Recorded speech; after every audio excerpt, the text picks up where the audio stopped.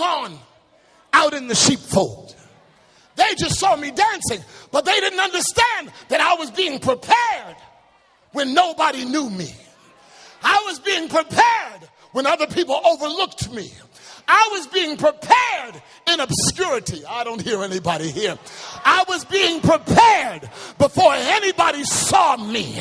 And it was good that they didn't see me, because it would have interfered with my preparation. It's good that they didn't give me a title, because it would have interfered with my preparation. It's good that they didn't put me in the front, because it would have interfered with my preparation. Who am I talking to in here? It would have interfered with my preparation. But while I was in my father's pasture, watching over my father's sheep, grabbed one of the lambs. And I was younger than I am now.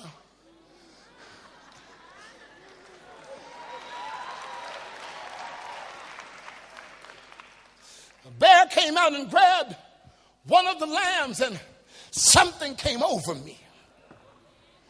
And I jumped on the bear and grabbed him by his beard. And I snapped his neck.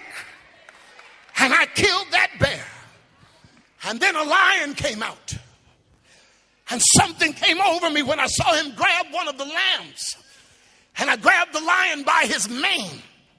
I was only 10 years old, and grabbed him by his mane, and something came over me, and I killed that lion. And then he says, and this giant is no more than that bear and that lion. Oh, y'all don't hear what I'm saying to you. Hallelujah. And this uncircumcised Philistine shall be as one of them, seeing that he has defied the armies of the living God. You better hear what I'm saying. You better hear what I'm saying. And the Lord delivered me out of the paw of the lion and out of the paw of the bear. And he will, you got to learn how to prophesy to your problem. And he will deliver me out of the hand of this enemy. Y'all don't hear what I'm saying. Now, he has impressed Saul. And Saul looks at him and says, I'm not going to fight him. But if you want to go, let me give you my armor. And let me give you my weapons. Hallelujah. Oh, God, help my soul. And Saul armed David with his armor and put on him his helmet of brass upon his head. And he armed him with a coat of mail. And David was girded with Saul's sword upon his armor. And he tried to go, but he stumbled because he had never used it before. You cannot be somebody else. You can only be the you God's called you to be. You can use my testimony, but you can't use my life. Hallelujah. You can hear what happened to me, but you cannot be me. You have to learn how to utilize what God has given to you. And it may not make sense to people who are watching you, but the bottom line is faith oftentimes does not make sense. And he goes and he tries to walk and he stumbles and he hadn't proved it. So he could not use it. David said to Saul, I can't go with these. I haven't ever used these things. I haven't tried it. I don't know how it works. And David had to take it off. Look at somebody and say, take it off. And David had to take it off. And he took his stick, his staff in hand. And he went to the river and picked up 5 smooth stones out of the brook. Put it in his bag, which he had even in the script. Hallelujah. And he had something strange in his hand. He didn't have a sword. He didn't have a spear. He didn't have a shield nor dagger. All he had was a sling, 2 leather strips with a patch.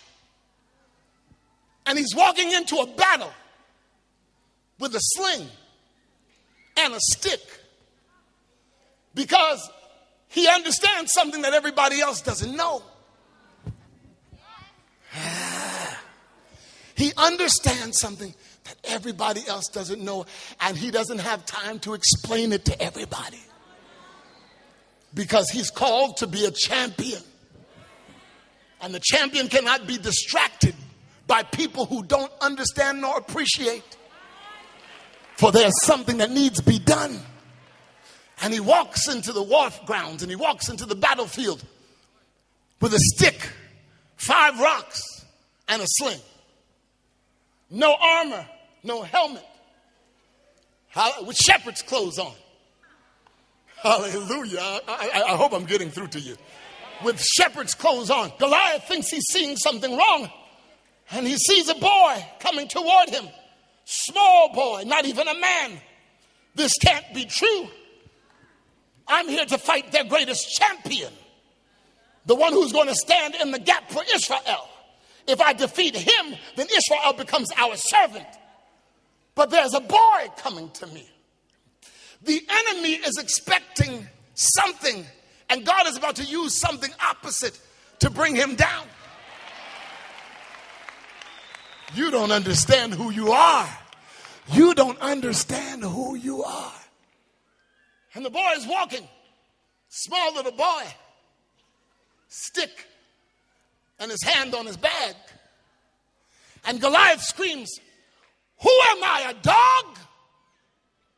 That you send a boy with a stick against me?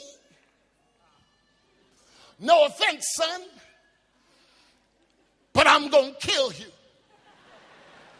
And he cursed David. And he cursed Israel. Oh, God. He said, "Come to me.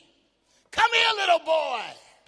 If you're the best that they have, come here, little boy." Yeah, you talked about arrogance. You talked about hubris. You talked about that. That's what Goliath had. "Come here, little boy.